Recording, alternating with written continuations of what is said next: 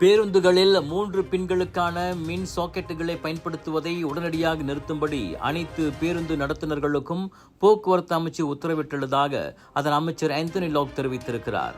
புதிய அல்லது ஏற்கனவே செயல்படும் நிறுவனங்கள் வயரிங் அல்லது மின் இணைப்பு ஆய்வறிக்கை அல்லது மலேசிய தர நிர்ணயத் துறையால் அங்கீகரிக்கப்பட்ட சான்றிதழை சமர்ப்பிக்க வேண்டும். எதிர்காலத்தில் இதுபோன்ற சம்பவங்கள் மீண்டும் நிகழாமல் இருப்பதை தடுக்கும் நோக்கில் அமையும் இந்த நடவடிக்கைகள் மூலம் பொது போக்குவரத்தை பயன்படுத்தும் ஒவ்வொரு பயணியின் பாதுகாப்பை உறுதிப்படுத்தும் கடப்பாட்டை அரசாங்கம் கொண்டுள்ளதாக இன்று நாடாளுமன்றத்தில் செய்தியாளர்களிடம் பேசிய போது ஆந்தனி லாக் தெரிவித்தார். இதனிடையே இவ்வாண்டு நவம்பர் 1ஆம் தேதியன்று விரைவு பேருந்தில் மின்சாரம் தாக்கி 18 வயது இளைஞன் உயிரிழந்த சம்பவம் குறித்து விசாரிக்க சிறப்பு பணிக்குழு அமைக்கப்பட்டது.